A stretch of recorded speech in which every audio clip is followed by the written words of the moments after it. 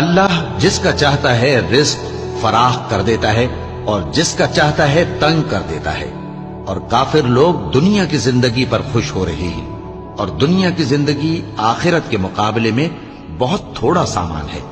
اور کافر کہتے ہیں کہ اس پیغمبر پر اس کے پروردگار کی طرف سے کوئی نشانی کیوں نازل نہیں ہوئی؟ کہہ دو کہ اللہ جسے چاہتا ہے گمراہ کرتا ہے، اور جو اس کی طرف رجوع ہوتا ہے اس کو اپنی طرف کا رستہ دکھاتا ہے، یعنی ان کو جو ایمان لاتے اور جن کے دل اللہ کی یاد سے آرام پاتے ہیں ان کو۔ اور سن رکھو کہ اللہ کی یاد سے ہی دل آرام پاتے ہیں۔ جو لوگ ایمان لائے اور عمل نیک کیے ان کے لیے خوشحالی اور عمدہ ٹھکانہ ہے۔ جس طرح ہم پہلے پیغمبر بھیجتے رہے ہیں اسی طرح اے نبی ہم نے تم کو اس امت میں جس سے پہلے بہت سی امتیں گزر چکی ہیں بھیجا ہے۔